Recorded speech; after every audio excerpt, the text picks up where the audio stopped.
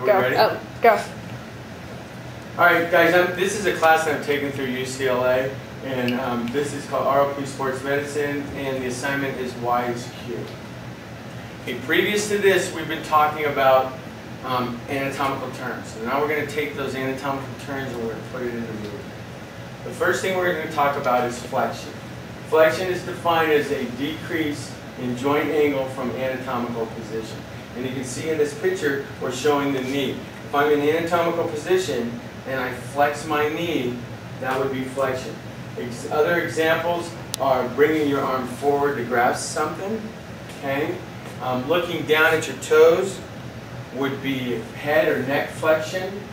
Bending forward to pick something up would be trunk flexion. And if I had my hands and I brought them down, I would be doing finger flexion or hand flexion. Okay, the next thing is extension, which is defined as an increase in joint angle back to anatomical position from a flexed position. So we can see that if I had, this is showing hip flexion, and if I bring it back down, we're in hip extension. Straightening your knee back from that flexion to a neutral position would be extension. Bringing your arm back down would be extension of the shoulder. Okay? So let me ask Caitlin. Caitlin, what plane would this be on? Coronal plane. The coronal plane. That's right. Flexion and extension all occur in the coronal plane because the movement is forward and backward. Okay? The next one we're going to talk about is abduction and adduction. And you can see I kind of spelled it a little weird up here. All right? We think of abduction as abduction and adduction as adduction. Abduction is movement to the side away from the body. Abduction. I move this way would be abduction, abduction, away from the body. If I added towards the body, okay, that would be adduction, movement to the side towards the body. I can do it with my legs, which shows it down here. If I bring my legs away from the body, it's abduction. If I bring it towards the body, it's adduction. This movement occurs in the sagittal plane. Okay? Rotation, defined as the rotational movement of a body part. Okay, there's external or lateral rotation, which is moving away from the body. And there's internal or lateral movement moving towards the midline. Okay? So in internal rotation, we're moving in, and in external rotation, we're moving out. Okay? We can also do it with our hip. We move in, we move out. This would be what, Caitlin? Internal. Good. And this would be? External. Good, because we're moving in and out. All right. Horizontal AB and adduction. Now this is different because now we're in the horizontal plane.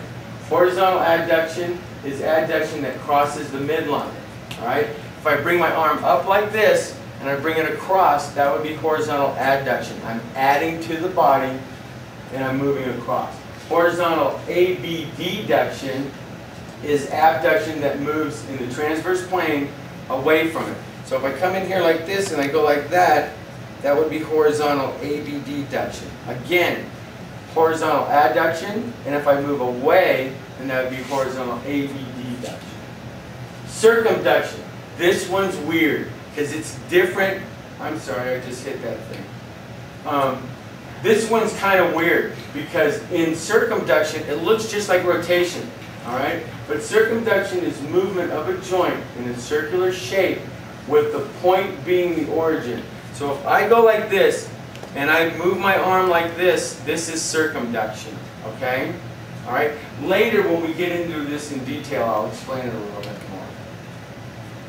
more. Transverse plane, rotation, and horizontal ab and abduction, these movements are in the transverse plane. Okay, now let's talk about supination or pronation. Now, in the forearm and in the wrist, if I have my palms up and I move my palms up, that's called supination. All right? If I move my palms down, that's called pronation. Now look, that movement happens right here at my elbow. Okay? It's not in my shoulder. Okay, it's right here in my elbow. Next is deviation and opposition. So this shows your hand up here.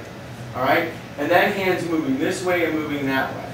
All right? So if I move my hand this way, okay, that would be medial deviation.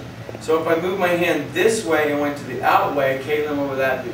Lateral. Lateral deviation, okay? Opposition of the thumb. You know, they say that, you know, we're humans because our thumbs, we have opposing thumbs. Opposition is moving the thumb over into here.